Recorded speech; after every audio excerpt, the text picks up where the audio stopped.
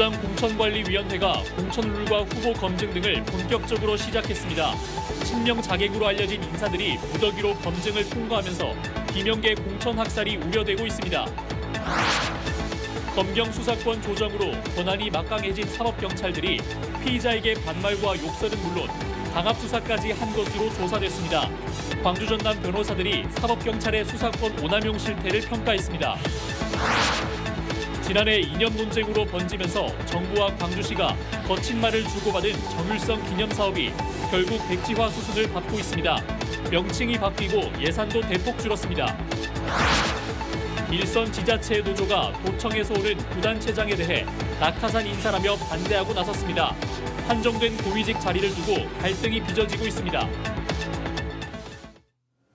여러분 안녕하십니까? KBC 8시 뉴스입니다. 더불어민주당 공천관리위원회가 오늘 두 번째 회의를 열고 공천룰과 후보 검증 등을 본격적으로 시작했습니다. 당 안팎에서 지속해서 제기되고 있는 친명 공천 논란을 어떻게 극복해 나갈지가 가장 큰 관심사입니다. 이형길 기자입니다. 지난 12일 첫 회의로 활동을 시작한 민주당 공관위. 다시 한번 회의를 열어 국민 참여 공천 등 공천 룰에 대한 구체적 논의를 이어갔습니다. 향후 일정도 확정했습니다. 다음 주부터 각 지역구별로 후보자와 민심에 대한 현장 실사를 시작하고 2월 초까지 후보자 면접, 2월 5일부터 11일까지는 심사 결과를 하나씩 발표할 방침입니다. 공천의 첫 단계인 자격 심사를 마치고 이제 본격적으로 후보들의 컷오프가 시작되는 겁니다. 이재명 대표는 이른바 친명 공천 논란을 의식한 듯 공정한 공천을 만들겠다고 강조했습니다. 국민 눈높이에 맞는 공정한 혁신적인 공천을 통해서 우리 국민들에게 새로운 희망을 보여드릴 것입니다. 하지만 공관위원 전원이 친명 일색으로 채워진 점, 후보 자격 검증부터 불거진 공정성 논란 등으로 공천 갈등을 피해가기 어려운 현실입니다. 이미 당 안팎에서는 공천이 아닌 사천, 친명 판독기 등의 공세가 이어지고 있습니다.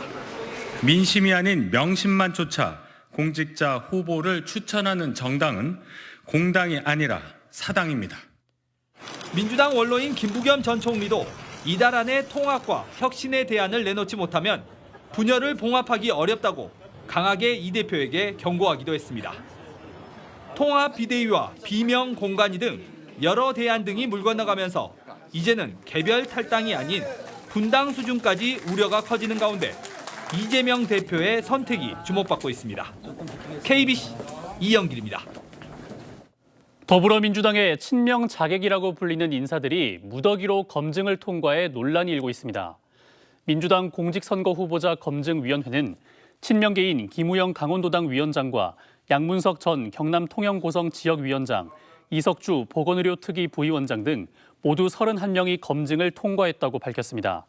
김 위원장은 비명계 강병훈 의원의 지역구에 출마할 예정이고 양 전 위원장은 친문계 핵심인 전해철 의원의 지역구에, 이 부위원장은 비명계인 윤영찬 의원 지역구에 각각 출마를 준비하고 있습니다. 또 비명계 양기대 의원 지역구에 출마할 예정인 친명계 양이원영 의원이 통과해 비명계 학살 우려가 커지고 있습니다. 검경 수사권 조정으로 수사 종결권을 가지게 된 사법경찰의 권한이 더욱 막강해졌는데요. 그런데 수사 과정에서 강압 수사나 반말과 욕설을 하는 등 일부 경찰들의 잘못된 관행이 이어져 오고 있었습니다. 지역 변호사들이 본 사법경찰의 수사권 오남용 실태를 고영민 기자가 취재했습니다. 광주의 한 경찰은 구속감인 피해자를 봐주고 있는데도 변호사나 가족 등이 얼굴을 비치지 않는다고 불만을 나타냈습니다. 또 다른 경찰은 원하는 답이 나올 때까지 피해자에게 같은 질문을 반복해 쏟아냈습니다. 모두 광주 전남 변호사들이 법률 대리인으로 직접 보고 들은 사법경찰들의 수사 내용입니다. 피의자가 헌법상 기본권인 진술 거부권을 행사하는 데 대해서 노골적인 불쾌감을 표시하고 수사에 불이익을 줄 것 같은 태도를 사법경찰들의 잘못된 수사 관행은 이뿐만이 아닙니다. 피해자들에게 반말과 욕설을 해 강압적인 분위기를 조성하기도 했고 1년 8개월 넘게 사건을 방치한 사례도 나왔습니다. 광주지방변호사회 소속 변호사들이 광주 전남 사법경찰 650여 명을 평가해 사례를 발표한 건 이번이 처음입니다. 폭력 사건에서 피해자 곡선 변호에 있어 수사관이 성인지 감수성이 부족하여 도리어 피해자가 상처를 입었던 사례가 있다는 평가도 있었습니다. 우수 사례도 발표됐습니다. 지역 사법경찰관 3명과 광주 동부경찰서, 전남 무안경찰서가 우수경찰과 관서로 선정됐습니다. 광주지방변호사회 소속 회원들의 사법경찰에 대한 평가가 보다 공정한 수사로 이어지는 계기가 될지 주목됩니다. KBC 고영민입니다. 서울 백범 김구 기념관에서 동서화합을 위한 영호남 합동신년 할애식이 오늘 열렸습니다. 동서 미래포럼이 주최한 이번 행사에서는 총선을 70여일 앞두고 지역 구도를 타파하고 우리 사회 변화를 주도할 통합형 인재를 발굴하고 지원하는 데 힘을 합치자고 결의했습니다. 행사에는 박주선 20대 대통령 취임식 준비위원장과 광주 대구 시민단체, 전국 호남향후회, 재경대구 경북시도민회 등이 대거 참석했습니다. 지난해 광주시와 자치구가 추진하는 정율성 기념사업에 대해 박민식 전 국가보훈부 장관이 북한군을 위해 활동한 전력 등을 거론하며 제동을 걸었습니다. 이후 이념 논쟁으로까지 번졌는데요. 집중포화를 받은 광주시와 자치구는 결국 올해 관련 사업을 사실상 재검토하기로 했습니다. 정경원 기자입니다.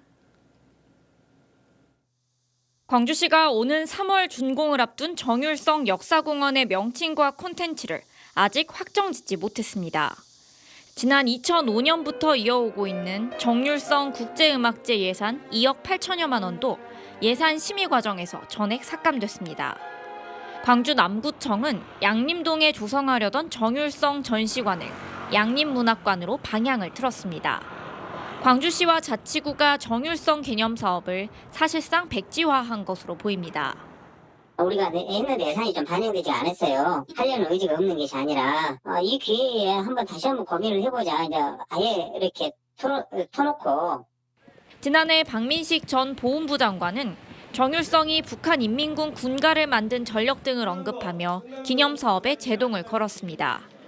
결국 이념 논쟁으로 번졌고 광주시는 노태우 정부 때 시작된 한중 문화교류 사업이라고 강변했지만 여당과 보수단체의 집중 포화를 피하지 못했습니다. 자유민주주의 대한민국 가치를 정면으로 부정하는 그런 사람, 그런 사업에 국민들의 예산 쓴다는 것은 단 1원도 저는 용납할 수 없다고 생각합니다. 정율성 기념사업에 위법사항이 없다며 정부에 각을 세우던 광주시가 한 발 물러서면서 논란은 일단 잦아들 것으로 보입니다. KBC 정경원입니다. 일본 후생 노동성 산하의 일본 연금기구로부터 931원을 받은 일제 강제징용 피해자 정신영 할머니가 전범기업을 상대로 낸 손해배상 소송에서 4년 만에 승소했습니다. 광주지법 13민사부는 오늘 정 할머니 등 4명이 미쓰비시 중공업을 상대로 낸 손해배상 청구 소송에서 미쓰비시 중공업은 정 할머니에게 1억 원을 위자료로 지급하라며 원고 일부 승소 판결을 했습니다.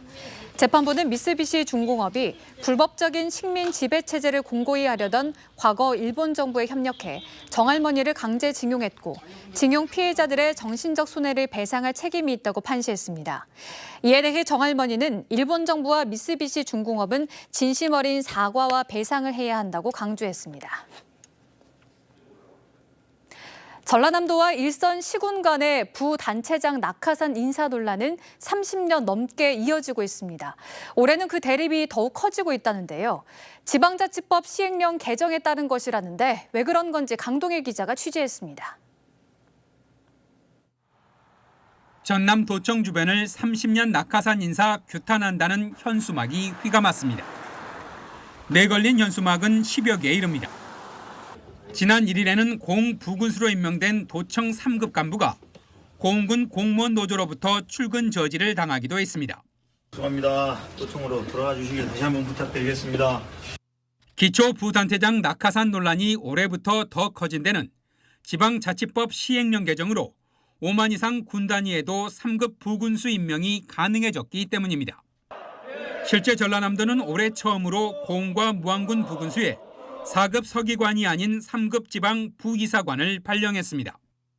기초자치단체 공무원노조 측은 이런 낙하산 인사는 지방자치법을 위반하는 것이라고 주장합니다. 지방자치법에 의하면 시군의 부단체장은 시장 군수가 임명하도록 돼 있는데 지금 도에서는 관선시대 관행대로 그대로 이제 시군으로 내려보내고 있어서 노조의 속내는 군 내부 인사를 3급인 부군수 자리까지 승진이 가능하도록 하겠다는 점도 깔려 있습니다.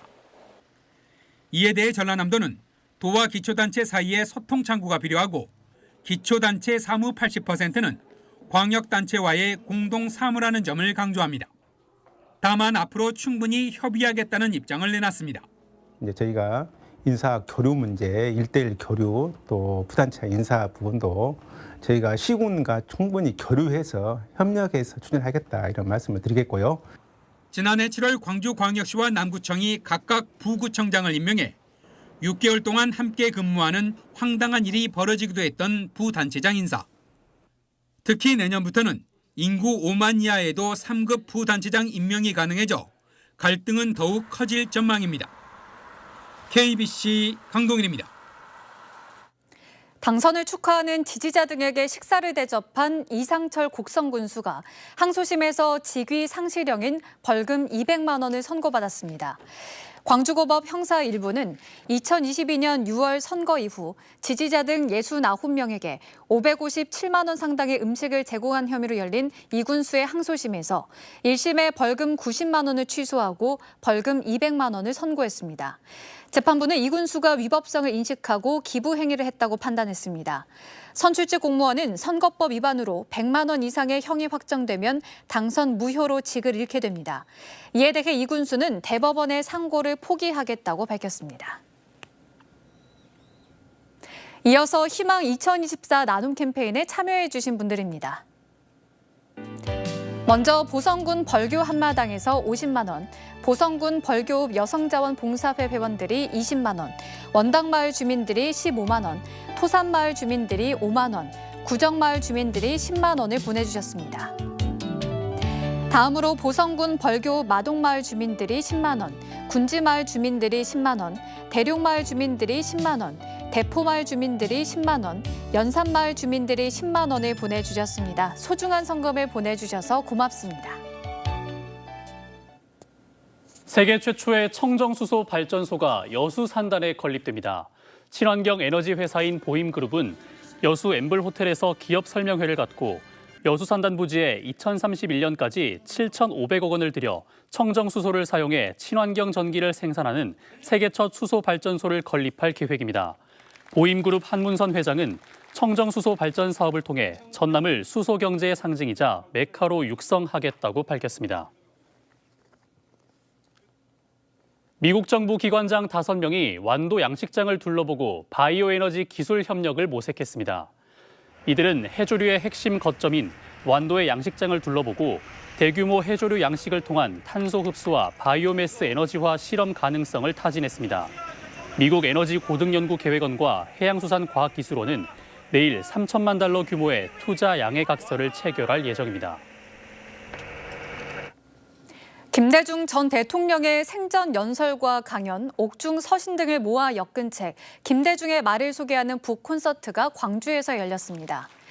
김대중 탄신 100주년 기념 만인회는 오늘 오후 4시 광주 전일빌딩에서 저자 정진백 작가, 최자영 전 부마항쟁연구소장 등 100인을 초청해 김대중의 말 북콘서트를 진행했습니다. 김대중 전 대통령 탄생 100주년을 기념해 출간된 김대중의 말은 55년 동안 김 전 대통령이 한 연설과 언론 인터뷰, 대담과 기념사 등을 엄선해 책에 담아냈습니다. 광주 지역 최대 규모의 육아 전시회인 KBC 베이비 앤 키즈 페어가 오늘 개막했습니다.